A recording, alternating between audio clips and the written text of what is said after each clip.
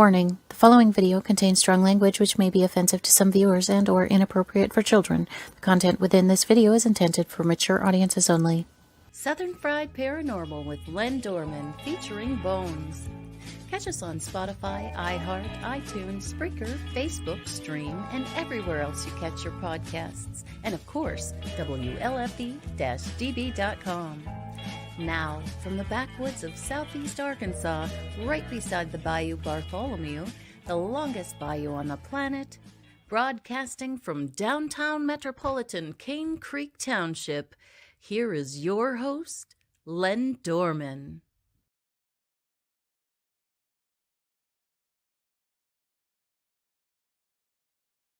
Hi, it's Len Dorman here on Southern Fried Paranormal. If you watch me on Dark Horse Paranormal about 30 minutes ago, I'm having tremendous issues. I found out what it is. This is all done on my internet here. It's done all on cell phone towers. And there's a tower down south of here. There's somebody else actually running a podcast several, 2 or 3 nights a week like I do. And he just couldn't, he canceled his show because he does primarily out of that tower and he had no connection whatsoever. So they bounced me around to all kinds of different towers around the state, up to Memphis sometimes. And so with that tower out, at least 1 or 2 towers out of commission, where my show's supposed to go out over T-Mobile. Verizon's having a tower issue, but if it's the tower itself, that means AT&T's having trouble, T-Mobile's having trouble because we're all operating the same towers. And if I'm bouncing around to a tower that's inoperative, I'm going to lose signal once in a while. This is a fairly heavily used now network. When I first got on here, there was hardly anybody on here but me. But now that a lot of other people are using it, and using it for gaming and using it for podcasts, it gets crowded. And I get bounced from tower to tower to tower. So I apologize for if anybody's watching the Dark Horse Paranormal. That was horrible. And what I'm going to do tonight, I'm going to introduce my guest, and then I'm going to completely get out of the picture and let Dale Kaczmarek take over the show, because the problem is me. If I let him take over the show, he is going through YouTube with his internet connection. There should not be any trouble. I will pop in if I have a question. But we are going to Dale Kaczmarek take over Southern Fried Paranormal. He'll be talking about his latest trip a few weeks ago to Great Britain. He'll tell you about places he went, places he saw. Hopefully sharing some pictures or maybe a bit of video. We'll see what Dale can do tonight for us. But it's going to be all about Great Britain. So we're going to get out of here, and I'm going to bring in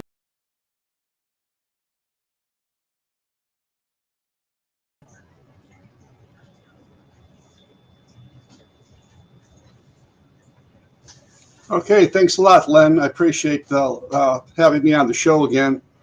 It is one of my favorite podcasts to always be on. A good friend, Len Dorman, for many years. When he was living up here in Chicago, we did some investigating at places like Bachelor's Grove. We actually did an investigation at the old city cemetery in Lincoln Park, and the site of the original Fort Dearborn, which was a Union. It was a Confederate Civil War prison for Confederates run by the Union Army, and we had some great times there.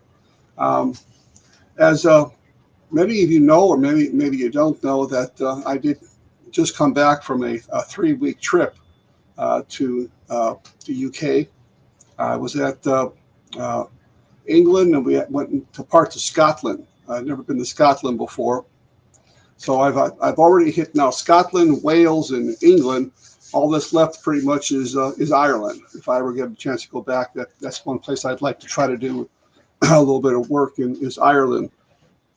But the United Kingdom literally has so many haunted locations, and the reason being, if you just think about how old that country is compared to the United States. I mean, some of our stories of people coming into the United States, for first permanent settlement was in Jamestown in 1620.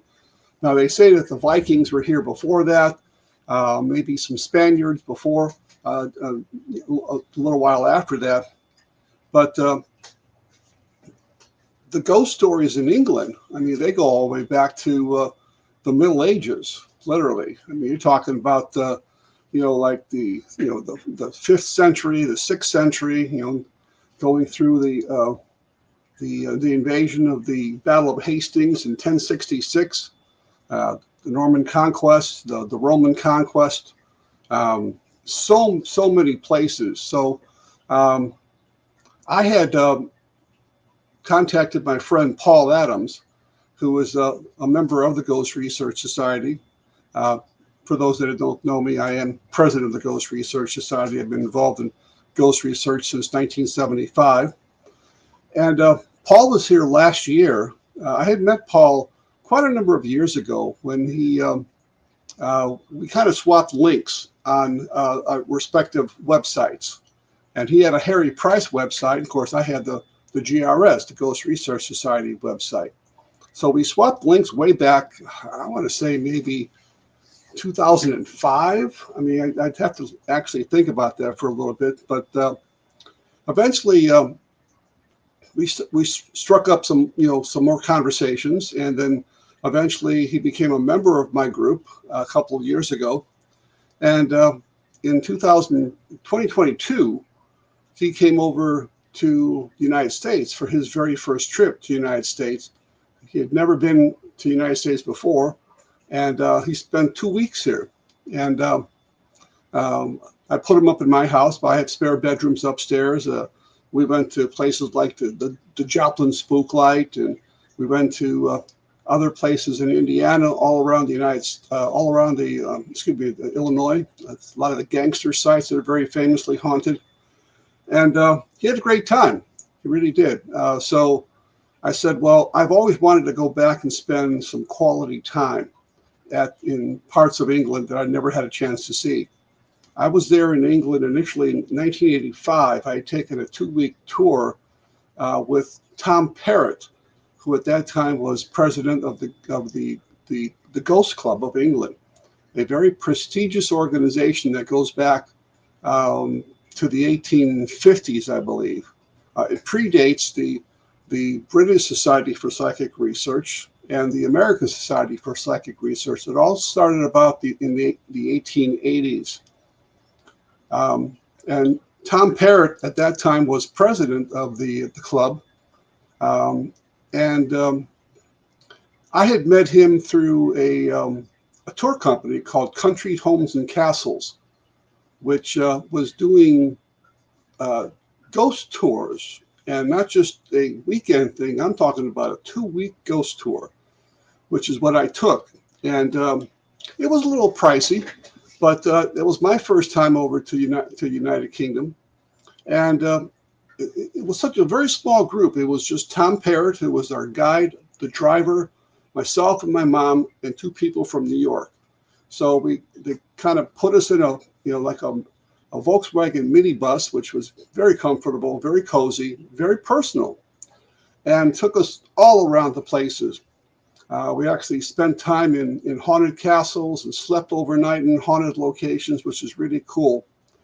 And then I was made an honorary member of the Ghost Club when Tom Parrott was chairman. And we struck up a good conversation. We went back and forth with correspondence for many years until Tom finally died. I did get a chance to meet him one more time, and we went over in 1988. And during that time, I took a 2-week tour, a 1 week of leisure in London to do whatever I wanted, and another week basically in the South and West Country. But even those tours, because you're on a bus, a big coach bus with a lot of people, and they're on a very tight schedule. You're living out of your suitcase, literally from hotel to hotel. Once you got to a location, you never really had a lot of time to explore. They might get you off the bus and say, okay, people, you got an hour. Now this hour, you got to eat lunch, souvenir shop, and then explore the area around where the bus dropped you off, which is really not a lot of time. So unfortunately, I saw a lot of places, but didn't spend a lot of quality time. So I decided in 2023 that I was going to come over and spend 3 weeks in the UK. And Paul very graciously opened up his home to myself and Sylvia Schultz. For people who don't know Sylvia, she's an author, a researcher, and investigator, and she did a lot of books on the Peoria State Hospital complex. She was my traveling partner for those 3 weeks.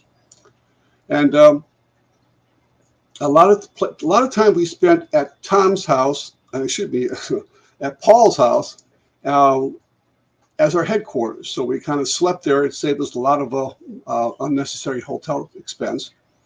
There were 6 hotels we had to stay at because we were too far afield to go back and forth to our headquarters, which is in Luton, which is just a little bit northeast of London, about maybe 15, 20 minutes. So Paul had put together a very, very nice itinerary of places all across the UK, including Scotland, that I wanted to visit. So I kind of sent him kind of my wish list of places that I really wanted to see. And included in there were places that I had been to in both 85 and 88. But again, I wanted to spend more quality time, be able to walk around, take some pictures, maybe even do some EVP sessions, a little bit of investigating, which we were able to do. And then, of course, go to places that I had never been to before. And they were many, including many places where very famous ghost photographs had been taken. We tried to get into the Raynham Hall to see the staircase where the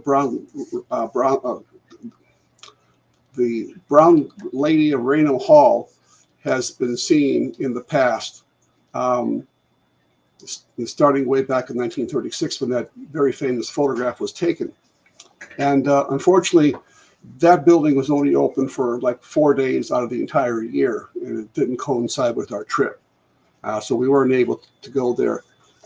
But we did go to places where other very famous photographs were taken, including the Queen's House in Greenwich, where the very famous photograph that was taken, I believe, about 1966 by a Reverend Hardy. And it was taken on the Tulip Staircase. There's a kind of like a spiral staircase that goes all the way up from the main floor up to the next floor. And he had went there, and he had just kind of pointed his camera, kind of like sideways like this, and snapped a picture of that staircase. And he was there with his wife. Now, of course, they didn't see anything visually with the naked eye. But then the very famous photograph, which has been circulated all around the internet, of a monk-like figure, kind of like holding onto the handrail, and kind of going up the staircase. And it was about maybe halfway up the first rung, I guess you would call it, the first half of the spiral. And so we found the exact location where Reverend Hardy took that photograph in 1966. And I actually kind of did a recreation of that, which I believe I did post that on some of the pictures that we were sending. I was sending as via Facebook as we went to each location. I was frantically trying to post some of the, not all of them, but just some of the pictures, just to kind of show everybody where we were at, and kind of like tagging our locations along the way. So we were able to find that perfect location where that ghost photograph was taken. And what I'm going to be doing in the weeks to come, in fact, probably in the next few days, is kind of do a side-by-side comparison. In other words, take the original Reverend Hardy photograph and post them on one side, and then put my photograph on the other side, and see how closely they coincide to where the ghost actually was. That was one thing I really wanted to see, was a lot of these locations where ghost photographs were taken. Now, unfortunately, due to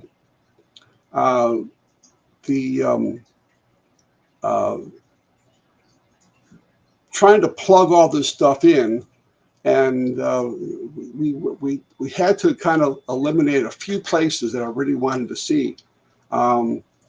of places that we tried to get in or we couldn't get in, but we still were able to see a lot of places that I wanted to see when we were there.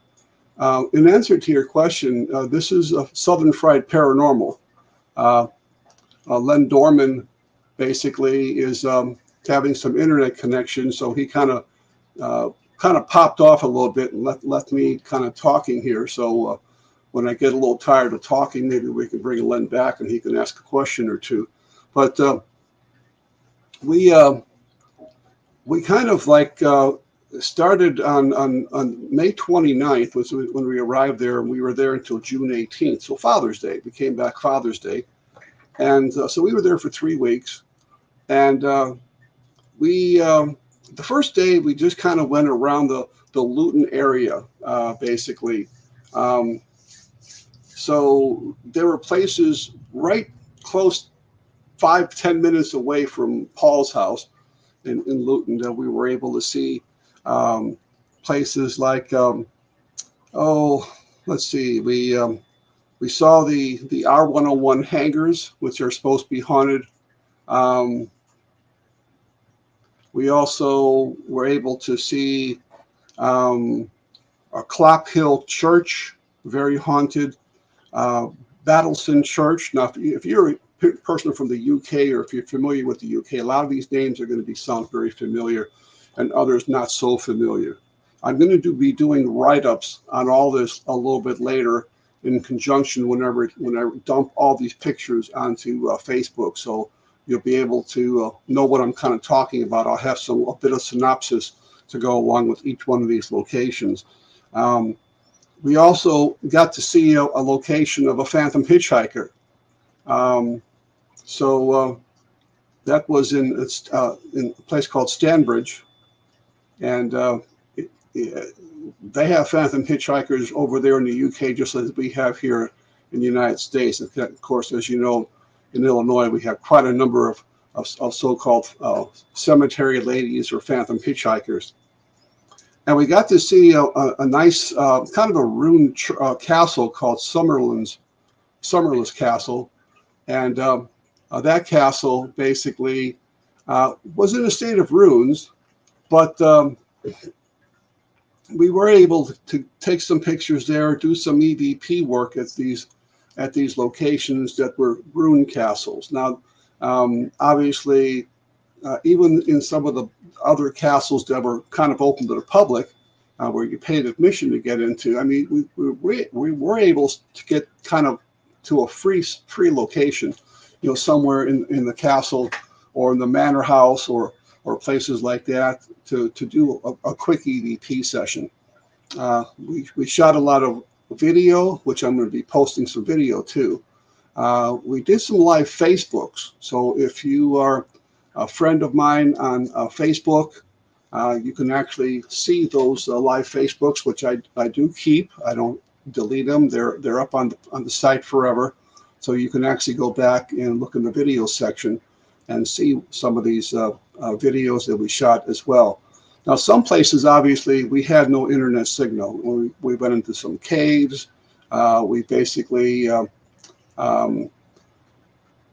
we were just too far away from any type of a Wi-Fi or internet, so we weren't able to do any Facebook Lives there. So what we did in those cases, we shot just regular video on my 4K camera, which I'm going to eventually, like I say, post up on my YouTube channel as well as on Facebook.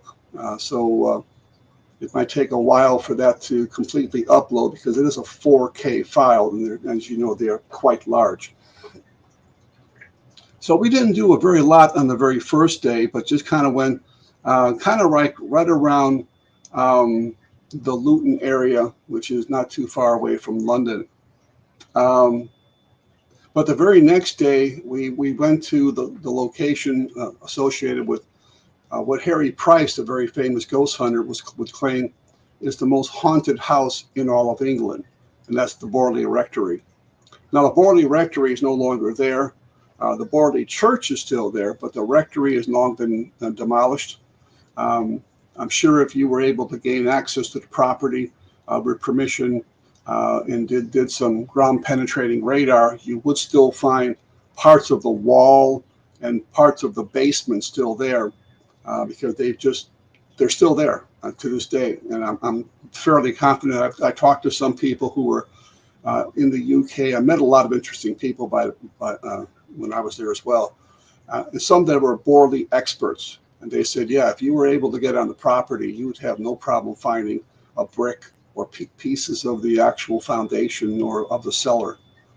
So we went to a Borley day, and we tried to get into the church. Unfortunately, the church was locked and closed. We came across it occasionally, but for the most part, we were able to get into a lot of places that I thought we were never able to get into.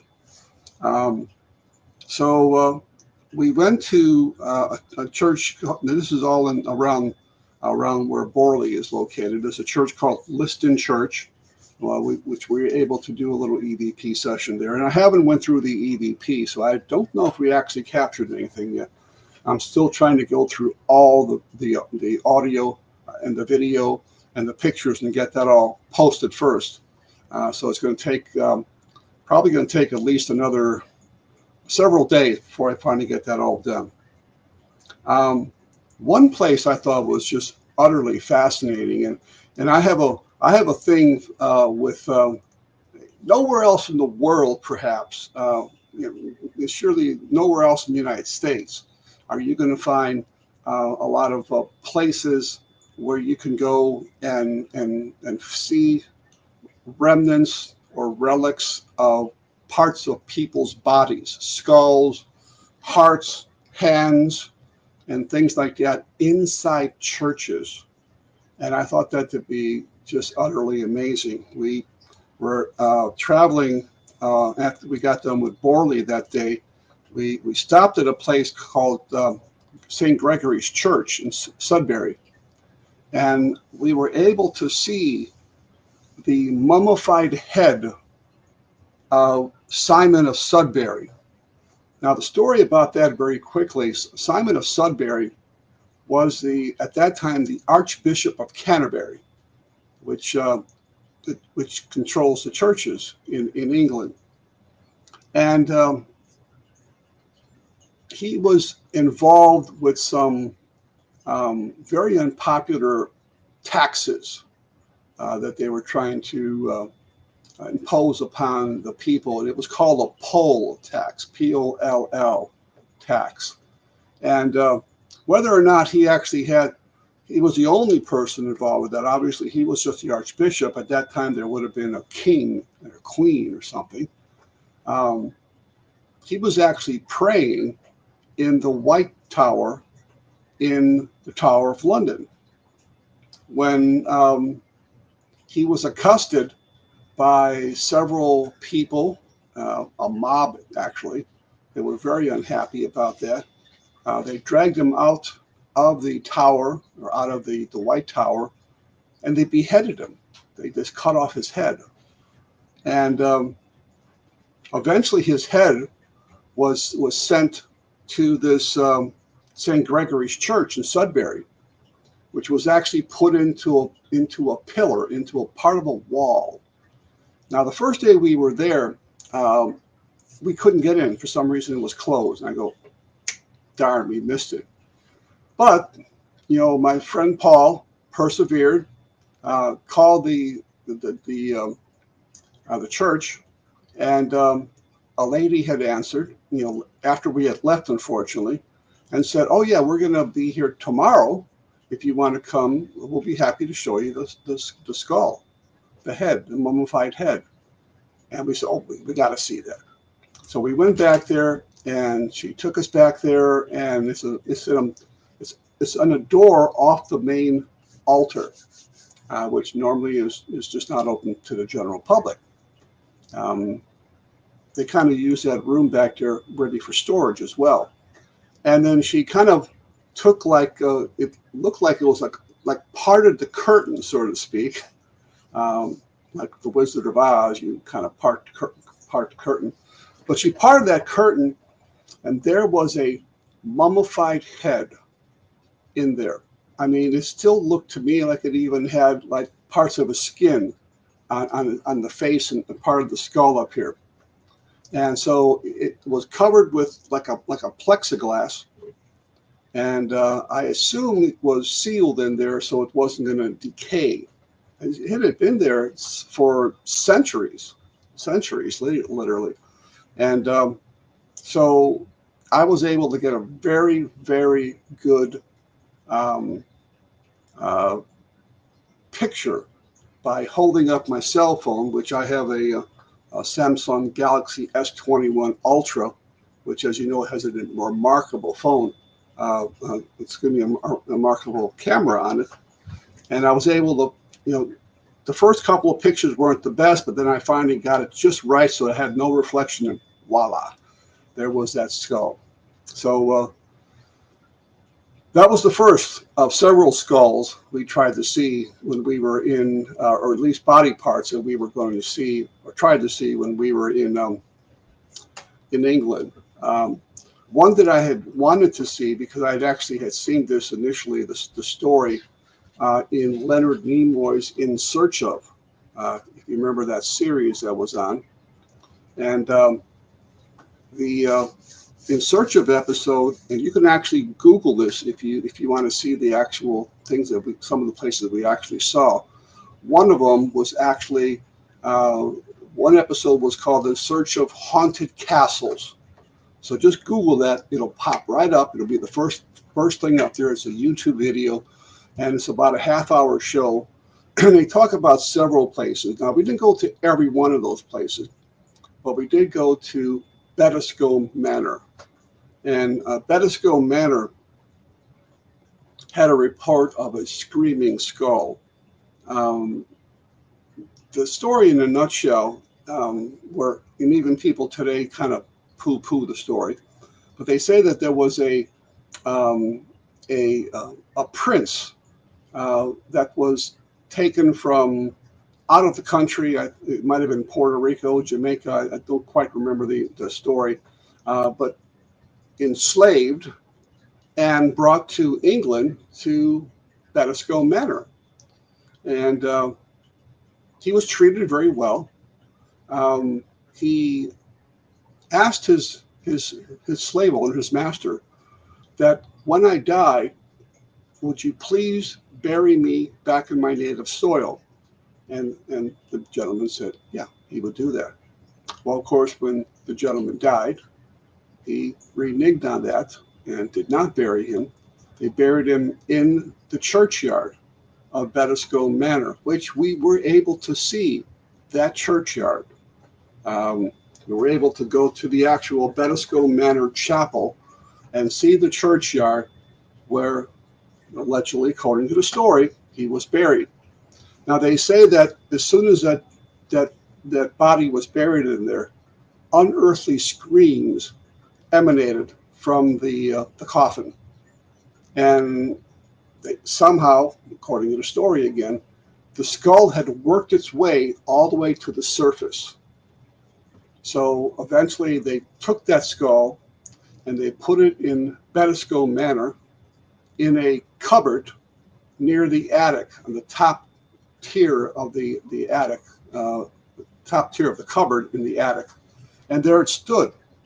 And people would still hear this unearthly scream resonating throughout the countryside. So I had to see if I could see that.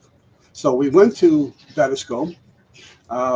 We drove around quite a bit trying to find the actual building. We knew we were right there because we could see the Bettiscombe Chapel and the churchyard and the graveyard. So finally, kind of almost giving up, we went to a little cottage that was right next to that area, and the gate was open, the door was open, so we kind of walked in, and before we got about halfway, two little yippy dogs came out there and started barking, which obviously brought the owner out of the house, and he's kind of looking around. He sees, three strangers in his yard, and we just kind of told him what we were there.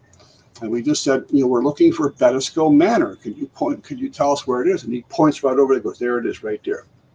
And it was right next to it. But it was kind of, the sighting of Bettisco was kind of hindered by like a garage that was right there. So it was on the other side of the garage. And we kind of looked and said, oh, yeah, there it is. And we told them why we were there, that we were ghost hunters from the United States, and that Paul was a ghost hunter from Luton, from near London, and we would like to see the skull. And the guy goes, absolutely not, can't do it. And the reason he gave is that he was kind of a caretaker for that house. They were repairing it, and there was going to be a new owner that was going to move in. And he said the skull is still there. He said the skull is still there. But then he tried to say, well, it wasn't really, this or that. It was really, it wasn't a prince that was taken in, to this. He kind of told this different story, which I don't quite believe. I believe the original story from the In Search of people, because they do a great job researching. So I said, well, can we at least get a picture of the manor? He says, no, I can't do that either. So we kind of left a bit disappointed. He said, well, if I show you the house and you post a picture, then the owner's going to know I was in there. I said, well, would it make any difference if I gave you my pledge that I would not post that picture? I would just keep it from my own, collection, which I have done in the past. And people, when we do private investigations, that information is private and confidential. It's never released to my website or anywhere else. And I was more than willing to pay for the opportunity to go in there. I would have paid upwards of £100 just to see that skull, but it wasn't going to happen. So as he was kind of going back into the house, I quickly took my digital camera and went real quick and took a picture. So I got about that much of Bettisco Manor. We weren't able to see it really well, but that was one place I really wanted to go. We did find a location. We found the churchyard. We found the manor, but we couldn't see the skull. And the other one that we were going to see, but again, things got a little discombobulated with our scheduling and so forth. We were going to see let's see if I can find it here in the itinerary really fast. It was a heart that was actually inside of a church. And let's see if we can see this real quick here.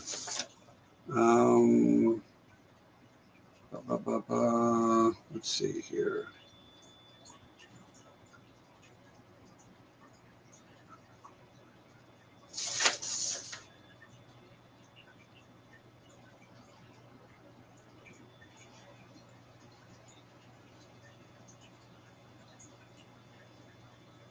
Well, I know it's in here, but I just can't find it. But it was a heart that was actually inside of a church in a pillar. And I believe that was actually in an episode of Arthur C. Clarke's Mysterious World, which was, Ripley's Believe It or Not. Ripley's Believe It or Not, that was hosted by Jack Palance. And there was an episode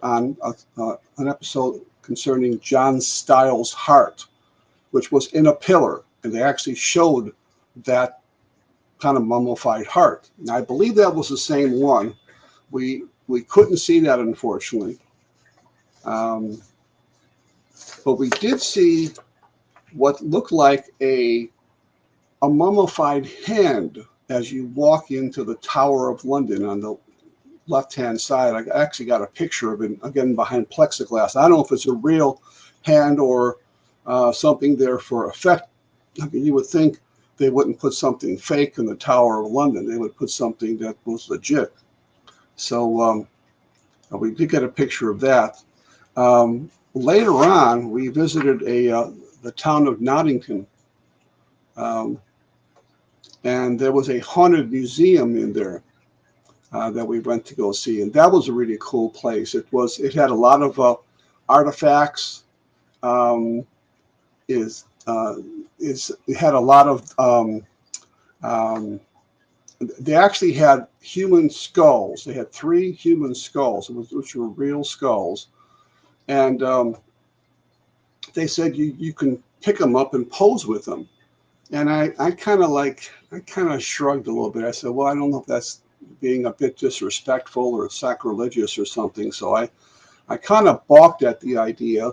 But then Paul and Sylvia talked me into it. So we're all 3 of us holding a skull in one picture, and nothing untoward happened to me. But we don't know who those skulls actually belong to. But also in that museum, which I found pretty interesting, was a painting of Pogo the Clown by John Wayne Gacy. There was bits and pieces from the Chernobyl nuclear disaster. I don't know if they were radioactive or not, but they were basically behind some thick glass, and they talked about it, about the remnants. They also had some things from from the Enfield poltergeist case in Enfield, Middlesex, England, which we were able to visit the house from the outside. Paul took us there and showed that very famous house that was investigated by Maurice Grosse and Guy Lyon Playfair, and later they wrote the book called This House is Haunted, which is an excellent book by Guy Lyon Playfair. Now, Maurice Grosse at the time was a member of the Society for Psychical Research in Britain. And it was also investigated by Ed and Lorraine Warren, demonologists from the United States. And they had a picture, a very famous picture you might have seen of the girls. I think it was Janet, that apparently levitated off the bed. And you see posters on the back wall of Starsky and Hutch, which I thought was kind of humorous. But then in the background, you see this book. I don't remember the title of the book, but they actually have that book in a shadow box, so to speak. And so they have that book, and they have the picture, and you can see in the picture there's the book, and here's the book in real life. So they had some nice things inside there. They also had a haunted section where they kind of showed some paranormal equipment upstairs. They had the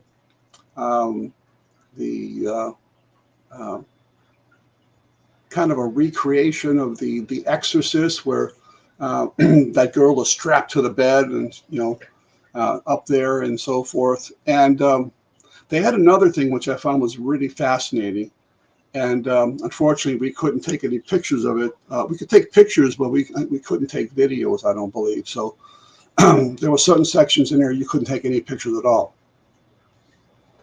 But they had surveillance cameras, in this building, which run 24/7.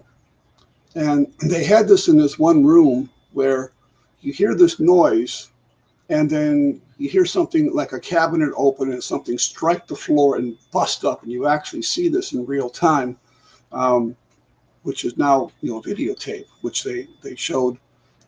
They kind of played in a loop over and over again, which I thought was kind of cool. It's kind of like poltergeist activity, and you would think that would happen on a place like that because you got so many trigger objects, inside there. Just so many different trigger objects. Mummified cats, mummified animals, artifacts from very famous nuclear disasters, and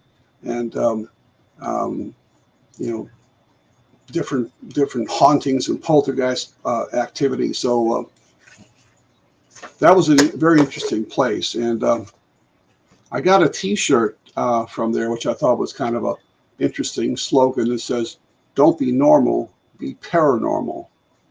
So I got my shirt, from that. I thought that was kind of interesting.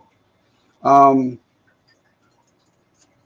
but after we went to see that mummified head, we went to the town of Essex, which we saw several notable haunted locations in Essex, including the site of the old Langenhole Church, there's nothing left of it. Pretty much the weeds were almost up to about here on me. We were able to find several of the gravestones, and we actually did an EVP session there, like a paratech session. So we need to go through that and see if we picked up anything on that. And we went to a very famous UFO sighting in England, which happened in 1980. It was at the former Air Force base out there at Rendlesham Forest. Now, I was expecting, to see the base still, fenced off, which we did. It was fenced off. I don't even know if it's active anymore. But then, much to our surprise, there was actually a UFO walking trail that you could walk in the footsteps of that base commander, who was Colonel Halt, Halt, when he went out there with his air police and saw this object in the sky, which they could not ascertain what it was. And the good thing about that investigation, or at least them trying to figure what that was, is they audio taped it. And you can still find that audio tape if you Google Rendlesham Forest. It'll actually appear, I believe, in a Wikipedia file. And you can actually download that MP3 file. That actually, it's the entire session as you're walking through the woods with Geiger counters and flashlights, and you're seeing this light show up and so forth. Amazing. Actually, absolutely amazing and absolutely authentic. So something you may want to check into. Now, we were able to walk down this trail, and they had stops along the way. And each stop, there'd be a little descriptive board. This is where they stopped here. They saw it in the distance, and so forth and so on. And it eventually got to a point where they thought this is where the UFO had landed in the forest.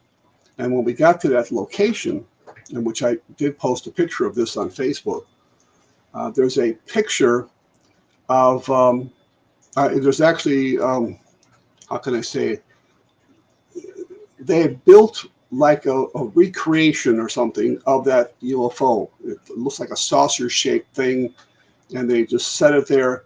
And it's a photo op place if people want to snap a picture of where allegedly this UFO had landed. And I didn't expect that. I expected him to be, hush hush, even though it happened in 1980. That's several decades ago.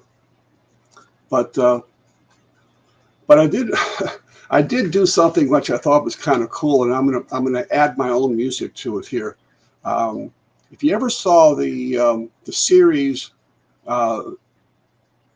Tales from the Dark Side, in the beginning they're walking, and you see they're walking past these old kind of bare trees, and they got that creepy music, and it says, "Man lives in the sun-drenched world of what he believes to be reality, but there is, unseen by most,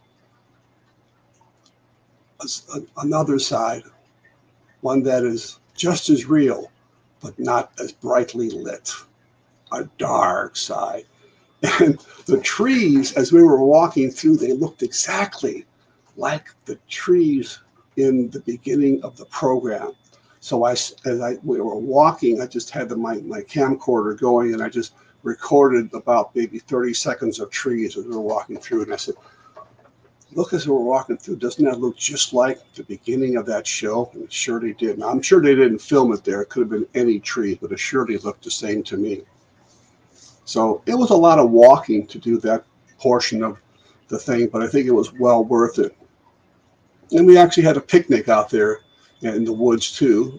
Paul had put together several picnics for us, which we had sandwiches and fruit and coleslaw and all kind of neat things to drink, and coffee and tea and soft drinks and water. So that was our one our one UFO sighting, which I thought I really wanted to see that. And Paul was able to find it and get it set up for us. So all it cost us was just to pay for parking. But I'll tell you one thing about England, unfortunately. When I was there in 85 and 88, most places you could get into without paying at all. It was free. Now, almost every place we went to, they wanted money. They wanted money to get in. Some of it was not real cheap sometimes, too. Maybe 20, 25 pounds, which converts into what, almost $30 or something. Not exactly cheap in some locations, but it was kind of like a trip of a lifetime. So I figured I'm just going to go for it. So then the very next day, we went out to St. Albans, a tour of St. Albans, including the cathedral. We also, it was a very neat place, right in the middle of in what I'd call urban sprawl. I mean, you had shopping centers on both sides. You had roads going across, and the center strip in the middle, which was like kind of like just like a grassy area. There were 6 hills. Now, most people traveling past these 6 hills would never think anything of it. They would just look, no, it's just a hill, just a mound of dirt. Well, wrong. These are actually 6 burial mounds that were from the Roman times. And you can actually look this up very easily. It's it would be very near St. Albans. So I thought that was pretty neat, to actually be able to stand on or walk past these 6 mounds and just all kind of lined up, perfect symmetry, just laying straight up and down. So we also went to St. Nicholas Church, places around Stevenage. Paul had wrote books about Stevenage, Barnstable, Dunstable. And so he was just using his book as reference, taking us to these locations. There's a lot of, and believe it or not, there were a lot of places that Paul had never been to. Just like when Paul was here in the United States, there was a lot of places I had never been to, even in Illinois, that I was able to see. So we both got to see things that we never saw before. We ended up at a very old, forlorn ruin of a chapel called Minston Chapel near the town of Hitching. And it's significant that Peter Underwood had investigated that chapel himself. And it takes a bit of walking to get from where you drop your car off, which is on the side of the road, all the way around this farmer field and up the hill, which is it's always harder going up than coming down. And then when you got to the very top, you're on this exposed hill, and they got a plaque and talks about the chapel, and there's the ruin of a chapel right there.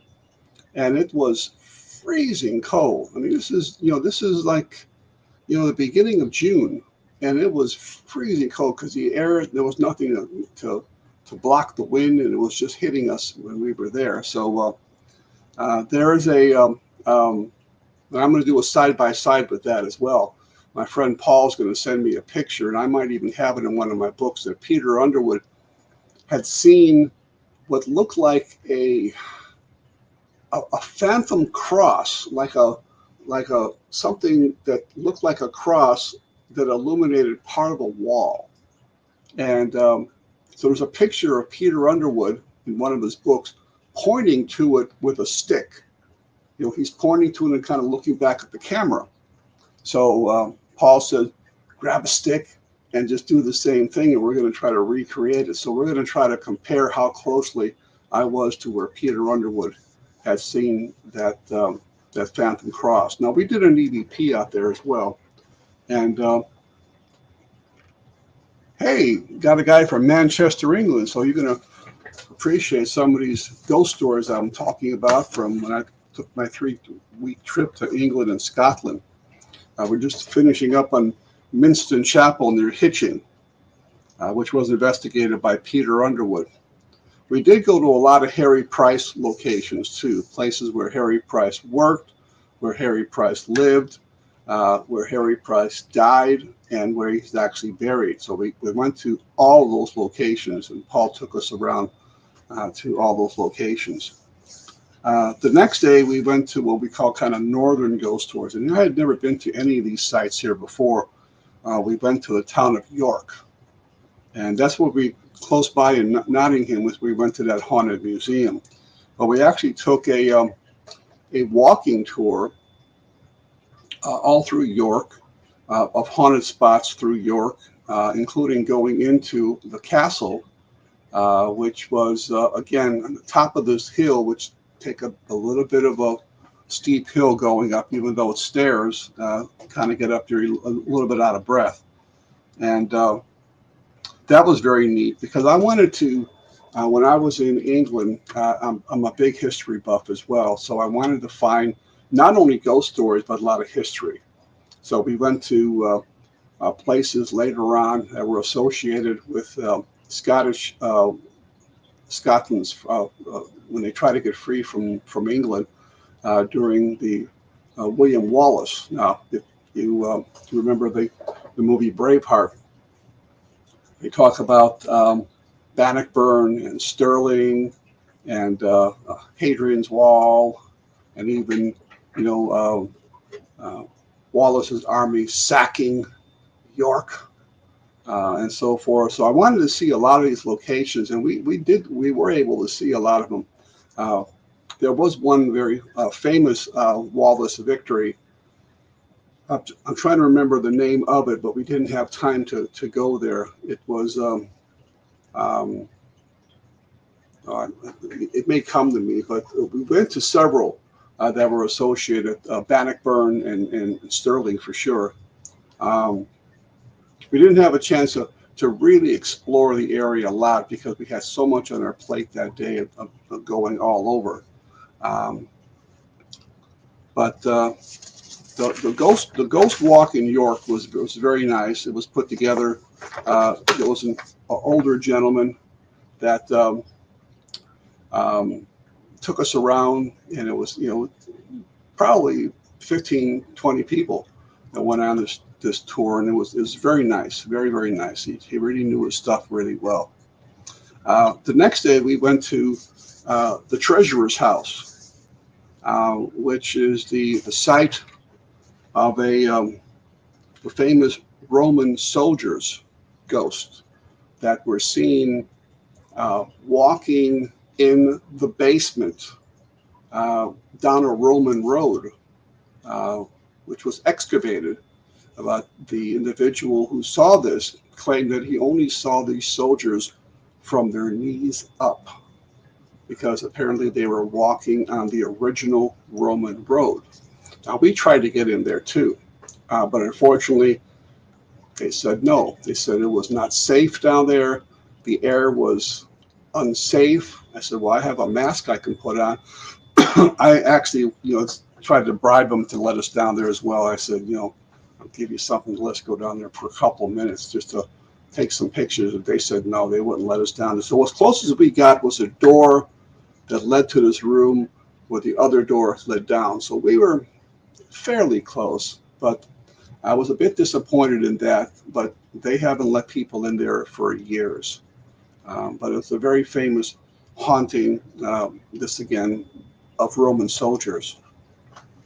So we did drive up to Newcastle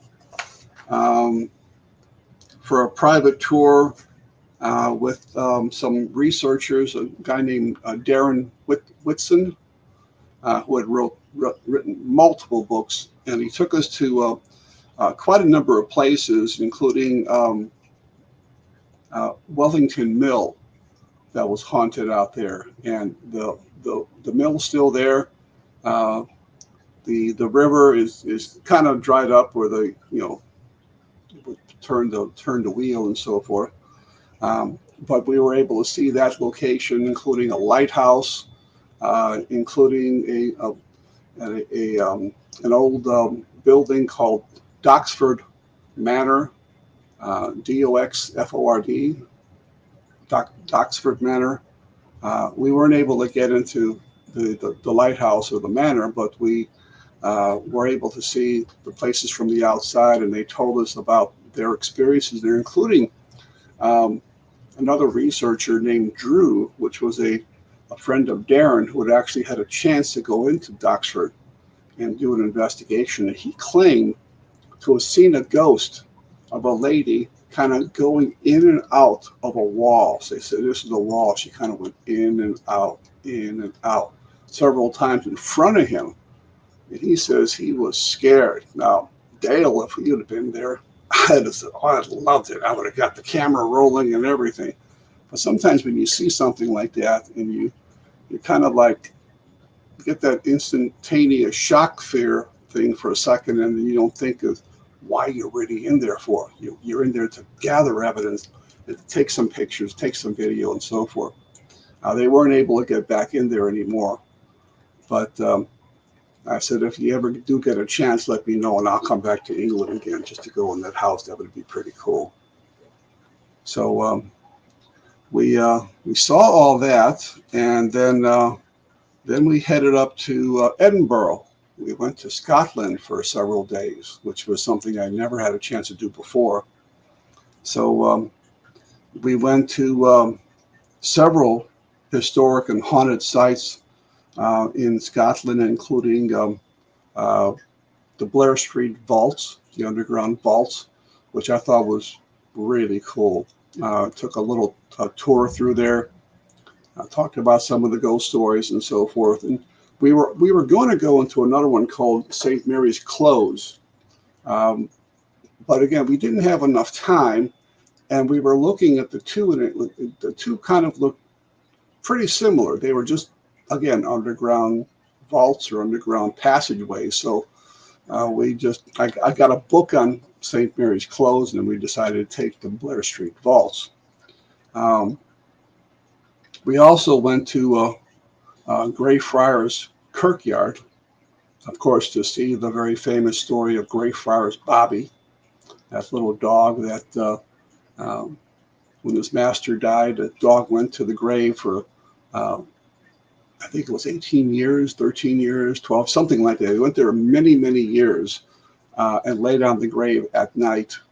And again, if you want to see this story, just try to Google Greyfriars Bobby, and you'll actually be able to pull up maybe a YouTube, or you can find out how to get that movie, or maybe rent it off your local library. So it's a sad story, but he was laying at the grave of his master, John Gray. So we actually found John Gray's grave, and we did a little EVP session there. There were people walking past, so there was maybe a little bit of talking, possible contamination, but we can tell which was real, what's not. We haven't had a chance to go through our EVPs yet on that. So we also went to the Canongate graveyard and a place called the Egyptian Bone House. I don't know if anybody's familiar with that, but there was a story of a individual that had went to Egypt and actually had brought back a bone. And when the bone was in the house, there was all kind of activity going on until they finally decided the way to get rid of the activity was to take the bone out and burn it in the backyard, and then the activity stopped. I see Lynn popped in here for a little bit. Yeah, the later it gets, the better my internet connection gets, even with the tower issues down south. And I will apologize to everybody listening once again that I did not know when I appeared on the earliest show, Dark Horse Paranormal, that there was a couple of towers down. My internet is based on towers, cell phone towers. And if a tower is missing, goes down anywhere in southern Arkansas, I can bounce around to other towers that might not be as fast, might get passed to another network. I flip back and forth between T-Mobile and AT&T, and everybody's on the same tower. So if a tower or two's down, everybody's going to have slow internet. Now, earlier, my wife looked at the speed on the internet, and at one point, while you were talking, Dale, I had a 0.2 internet speed. Yeah, that's slow. Which means almost nothing comes through. And it Yeah. did speed up. I reset everything, tried to try that again, and it did get up to 1.2 for a few minutes, and crashed down to below 1 again. Right now, it looks like we're a little bit faster. She's off the internet right now, so she's not checking the speed. So the speed is picked up because the picture's staying out, and it looks like I'm live. You're nodding your head, and it looks like we're kind of back up for right now. Dale, we've been 1 hour now, and rather than me trying to run any kind of commercial ad or photos or whatever, can you spend a minute or two and talk about your upcoming paranormal conference? Then we can get back to your British stuff. Yeah, sure. We have a conference which will be the second annual Midwest Spirit Fest that we're going to be having, which is going to be in Thornton, Illinois, on October the 8th, and that's going to be running from I believe it's 11 o'clock a.m. until 8 p.m. And we're going to be having speakers, vendors. We're going to have psychics doing all different types of readings available. We also will have investigations in the haunted underground artesian well, which is pretty creepy. It's an actual underground well. This was a brewery, and they did find that there was an artesian well, which they use that water to brew beer and so forth, that's why the beer, they said, tasted so great there, because it was spring water and it was fresh. But somehow it got a reputation for being haunted. Now the area where this well is, because you got the running water, so that's a running water connection, and it's built completely of limestone. So you got the limestone water connection in there, and it's underground. And it's near running water too. It's not only you got the running water in the well, but it's right near a stream, the Thornton Creek, which runs probably no farther than maybe, I would say, 50 feet away. And then on top of that, you got the brewery, which has a history of gangsters. Joe Saltis was a gangster who ran that brewery. He was a friend of Al Capone, and even though Al Capone would have loved to take that brewery over, he let Joe Saltis run it for a fee. So he had to give him a little kickback. And according to some articles that I have from the Thornton Historical Society, when they were trying to renovate the interior of the building, they were taking down some walls. They found a skeleton inside the wall, which they thought most likely, given his past of sordid history, was most likely somebody who had double-crossed the mob, was killed and stuffed in the wall. And they found that person in there many decades later. So there has been activity in the past when it was called Widow McCleary's. Sharon Birkenfeld, who was the owner at that time, allowed us to do an investigation of both the building and the well. And there were activity in the Cozy Bar, which you can see when you come there to do partake in the event that we're planning, and also upstairs where the pool table used to be. And we can also point that out. There's no pool table there anymore. There's pool tables downstairs, but there was a pool table upstairs at one time. And they did see shadowy figures up there. So there's activity throughout the entire building. The investigations, are $10 for 30 minutes. And it's a small little area, but the people I have running those investigations will tell you briefly about the history, and then you can run your EVP sessions, and there's some equipment there that you can also use if you don't have your own equipment. But if you have equipment, you can bring it along down there as well. You must sign a waiver to go downstairs because the stairs are a little steep. They're a little wet sometimes, but there are handrails. We also, as I mentioned, there'll be raffle tickets for door prizes. There'll be vendors. There'll be psychic readers. You can find the page on Eventbrite, or you can go to my page on Facebook and find the actual page on my timeline, Dale Kaczmarek. And I think I posted one on my the general page and also the Ghost Research Society page. And there'll be a link up pretty soon on my website at www.ghostresearch.org. The cost is $15 in advance, $10 at $10 in advance, excuse me, or $15 at the door. However, that's for being able to listen to the speakers.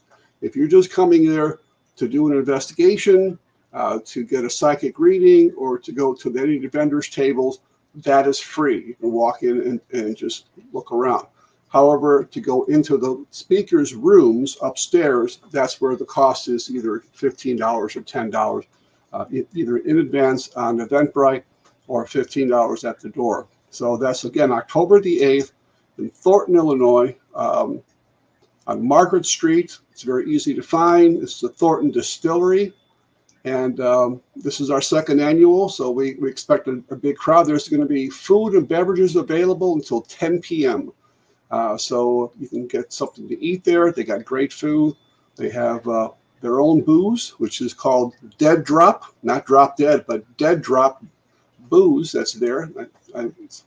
I highly recommend you try that as well. So that's for our event there on October the 8th.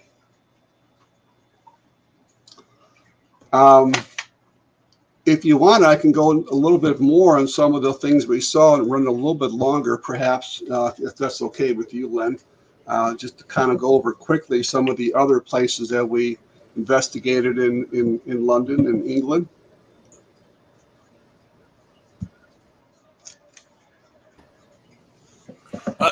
Go right ahead. I am not trusting right now. I got good speed. Everything's good, but I don't know how long it's going to last. Might be a matter of seconds. I might have it for a matter of minutes. Sure. Oh, I got a good solid connection right now. So okay. Please continue, because this is very fascinating to me. I hope it's fascinating to everyone listening. Of course, we have listeners on live on Facebook and YouTube, and of course, this is also getting on the WLFE Facebook page, and of course, it's being broadcast on the WLFEDB.com's network, which is also being archived to everybody's favorite podcast channel. So, who don't have watch it live or not able to watch it live this late at night, they can always dial it up on their favorite podcast network on WLFEDB. And there we are. So this show will be shown probably several times over and over on the podcast networks this coming week or two. So sounds good. Please continue with this fascinating investigations you got into in Great Britain. Sure.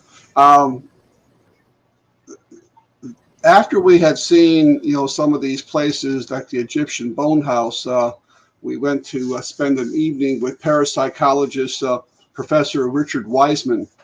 Now, Richard Wiseman's claim to fame, and I'm extremely jealous.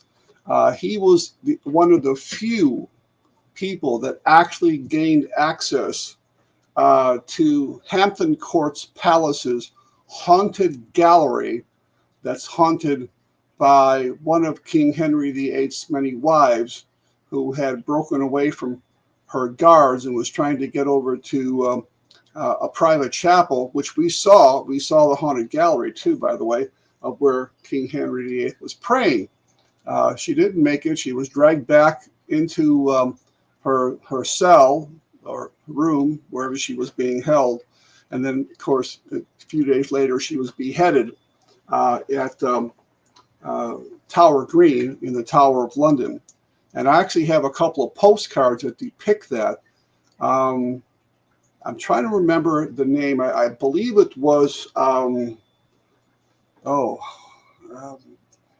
if anybody's listening from England and can help me out with that, it was, I'm not sure if it was Catherine Howard or if it was Lady Jane Grey. It was one of those, I believe, that had broke free. He was able to spend the evening there in the haunted gallery, and he said that they did pick up cold spots. They didn't hear anybody screaming or yelling down the corridor, as was reported in the past by people who work in the building. I don't know if they have cameras and security. I'm sure they probably do. I don't know if anything was ever caught on there. Of course, they're very famous. We tried to see the very famous location where that ghostly monk, opened up the doors and walked out, and he was dressed in black and everything. And people thought, oh, wow, there's a real ghost, until you look very carefully and notice that the monk has tennis shoes on. So you would think if they went to trying to fake this, that they would just at least have taken their tennis shoes off and put some sort of dark colored shoes on. But unfortunately, that area, which opened up at one time into a little courtyard, has been changed, and you can't really see that door so much anymore. It's in an area, first of all, that they won't let you go into. I guess you could still access that, just where that door would have opened up right there. But it was a fake anyway, so it doesn't really matter. We were just trying to, dot our I's and cross our T's to see if we could see that when we were there, but we weren't able to see that. But again, like I say, we also stopped at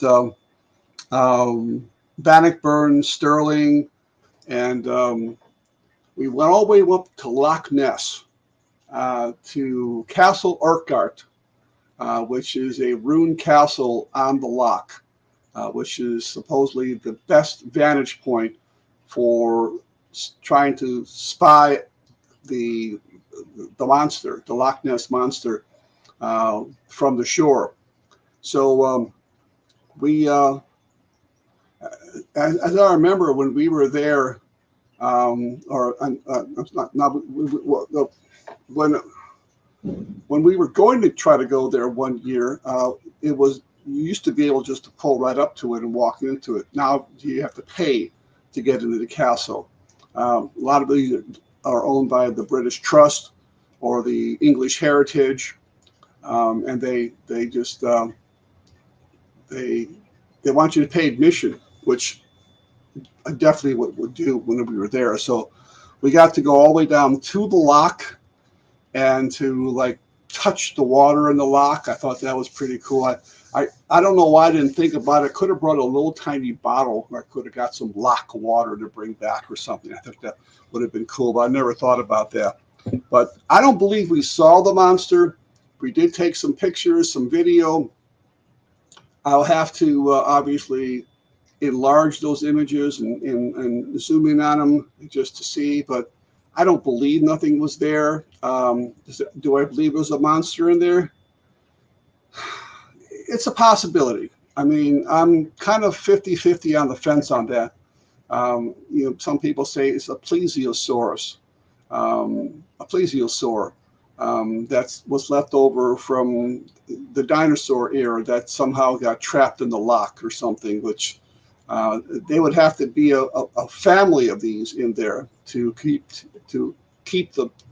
the succession going from one generation to the next, because they only live so long. It's a cold, deep water, so I mean, who knows? I mean, there have been many fakes, unfortunately, some very fake photographs. There's a very famous one that You see with a thing kind of like doing this out the water, that was proven to be a fake. And some of the others, where they see video going across there and they see ripples of the water, I mean, it could have been a log, it could have been some other sea life. Some they say they actually saw humps coming out of the water. There have been a lot of fakes, unfortunately. There have been a lot of good research teams out there with very state-of-the-art sonar, fish finding equipment, and so forth. And I remember there was one video where they did catch a flipper of a very large creature, which they couldn't identify. So who knows? But that was a nice day, and going up to the highlands and seeing all those beautiful mountains and streams, it was just gorgeous. And I'll be posting those pictures too as well to Facebook. So then as we started to head back south, we stopped at Hadrian's Wall, which was one place I wanted to just, if nothing else, just to touch, because that wall goes on for, I think, 30 miles or 60 miles or something like that. It's really, really long. It was built, centuries and centuries ago. And we actually did an EVP session there, just an ordinary EVP session, just an old-fashioned one where you ask a question, you leave some space, you ask a question, you leave some space. And it was a little windy, so I kind of pointed the digital camera, the digital recorder towards the wall so I wouldn't get a lot of wind on it. So hopefully I won't have a lot of wind contamination. So we have to look at that when I get back here, to catching up a little bit with all the stuff I had for 3 weeks. We also went to a place called Pontefract on East 30 Drive, and it's the site of the Black Monk haunting. Now, this is a very interesting story. I'll make it kind of short. We went there. We didn't think anything of it. We thought we'd just get a picture of it and we'd be on our way. Well, as we're standing there, two people get in a car and they're backing out extremely slowly. And we're just kind of commenting to one another, well, maybe somebody lives there. But it was our impression that that house was only rented out for paranormal teams. So they back out really, really, really slowly. They go somewhere. They're back in about 5 minutes. They go back in the driveway. So before they go in the driveway, Sylvia runs up to them and introduced herself, and everybody is ghost researchers. They go, oh, we got the place tonight because we're a ghost team. Would you like to come in? Yeah, of course we would. So we went in there. We met the team members. They had some equipment set up. They were doing a ghost box session in one room. There was other rooms set up with surveillance cameras and pretty high-tech gear. And we made a connection with another paranormal team there as well. So I thought that was cool. And we were able to actually participate in one of their EVP sessions. Now, I took some full spectrum pictures and some regular pictures of this staircase that goes up to the second floor. And if you look at ghost photographs, ghosts really have an affinity for showing up on staircases. The brown lady at Raynham Hall, the gray lady at Lexington, Kentucky. Over and over and over again, the Reverend Hardy photograph in the Queen's House in Greenwich. So I haven't had a chance to thoroughly analyze those photographs yet. I'm hoping something will show up. I'm not holding my breath. I actually took some. This phone here I have, this Samsung Galaxy S21 Slim Ultra, actually has a night vision capability, but you have to hold it kind of steady for like maybe 5 seconds. And I'll tell you, in pitch darkness, it lights up an area almost like daylight. I was really amazed by the quality of some of the pictures I took with this phone. So we started off just to get a picture of the building. We ended up involved in an investigation. So we were there for about an hour, helping these guys out and talking with them. And I actually asked a couple of questions because they had kind of like a big modified kind of like a ghost box. I think they called it a Geovox or something like that. Those more expensive ones, which are kind of like the Phasma box, a modified Phasma box is what they pretty much are. And Yeah, they are. they did have a couple of interesting responses that came through when we were there. So it seemed like a couple of them were not random, but more of an intelligent response to what they were asking. We took a tour of the Jack the Ripper sites. We traced all the different Jack the Ripper murders, even though some of the places are extremely hard to find. If you didn't know where they were, you would never know because they have changed so much. Even when I took the tour in 1988 until 2023, there's a big difference. Some of those places are almost gone. You don't know where they're at. We were able to go into the 10 Bells pub, which is right at the end of the Ripper tour, pretty much. We went into the Blind Beggar, which is a pub where a man was actually shot down and gunned down. And there's actually pictures. There's a black and white picture we were able to find on the internet that shows this section where the blood's just pooling up on the floor. Now they had actually marked that with some police tape on the floor, so you know exactly where that took place. And we went in there and we got some pictures, and I'm standing pretty much in that little square when I had my picture taken. So I think that was pretty cool. We went to I said the tulip staircase. We went to Hampton Court Palace. We spent a better portion of a day there, walking around, taking some pictures.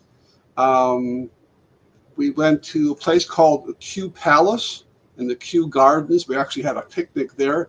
That was pretty cool. We actually took the extra tour that takes you up into the attic and shows you some of the slaves' quarters up there, which I think was really neat. We went to, went to London, Westminster Abbey. That was absolutely cool. I was unable to get in Westminster Abbey in '85 for some reason, but I was trying to kind of put together all the Braveheart connections. And in Westminster Abbey is buried in the Abbey Longshanks, who was Edward the First or Edward the Second, I believe, who was the king at the time when William Wallace was fighting against the English. And he's buried in there in the crypt. We were able to find his crypt. And that is so cool. There's even a poet's corner where they have a lot of famous poets buried in there. A lot of kings and queens. Mary Queen of Scots is buried in there. Queen Elizabeth I is buried in there. Different Edward the Confessor is buried in there.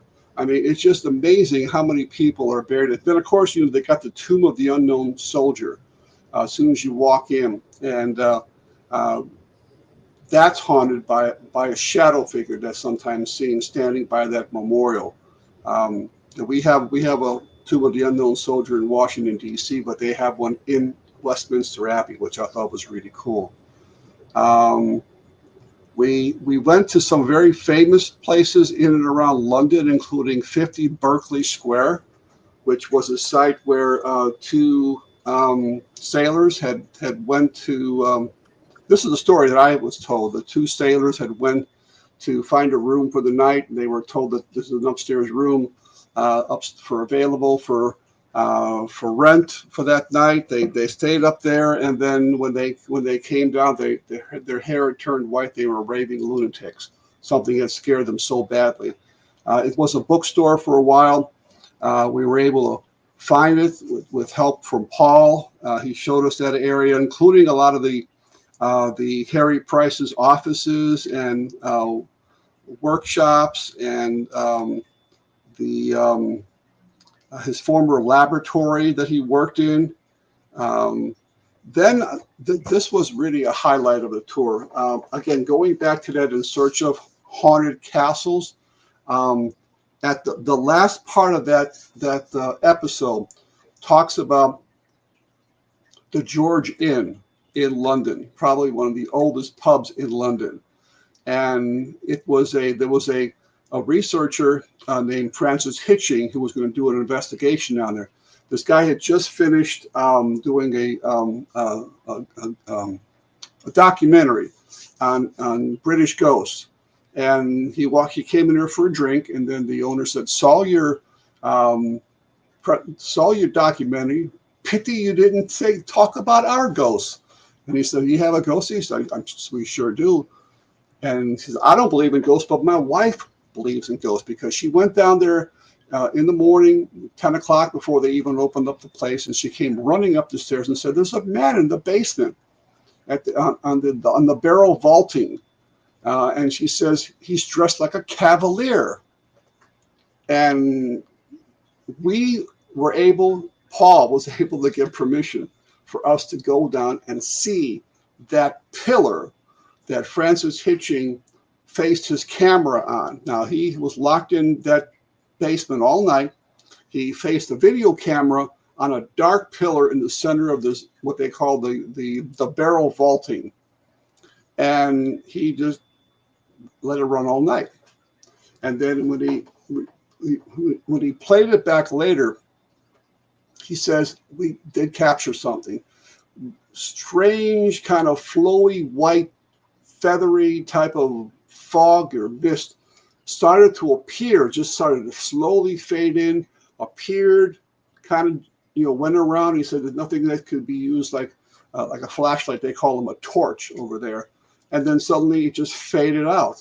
And we were able to find that black pillar in that barrel vaulting, and I got a picture standing next to it. So that was cool. I mean, it was, since it was, daylight out, and it was during business hours. I mean, we couldn't, tell them to turn all the lights off in the basement. I mean, I would have loved to do that, turn the lights off, and then they face my camera over there for a little while, my video camera, but we didn't. We just took some pictures and so forth. But it was so cool to be in a location where Francis Hitching had experienced something, and that you can find in that In Search of Haunted Castles from Leonard Nimoy. You can see what he actually caught on there. And then we went to, let's see, I went and I was able to give a talk on my almost 50 years as being a ghost researcher, to the Ghost Club of England. Paul was able to set it up, and I was able to talk in front of the Ghost Club members. Some of these, like I say, are very famous ghost hunters that had been here in the past: Tom Parrott, Peter Underwood, Harry Price, Sir Arthur Conan Doyle, the creator of Sherlock Holmes, and many, many other very famous ghost investigators had been part of this Ghost Club. So I was able to give a talk there. Actually sold a few of my books, actually, believe it or not. And they kind of gobble up about 4 of my books, which I thought was nice. And I find out later that they're going to pay me for that. I said, well, I would have done it for free. It was just an honor for me to be to talk in front of such a prestigious organization. And then we went down to the bar with the guy that kind of set this all up, with him and Paul, and we had some drinks and talked and gabbed and went on for an hour or 2 hours. It was just great hanging out with those people. They were great people. They asked a lot of very interesting questions at the end. So that was an amazing time, and it was something I'll never forget. We also went to a place called Cleopatra's Needle, which was a Egyptian, like a pinnacle that is said to be haunted, among other things, of a naked man that's seen over there that jumps into the River Thames, and of course they never find anybody. So it may be somebody that had committed suicide there one time, but that area around that needle is supposed to be haunted.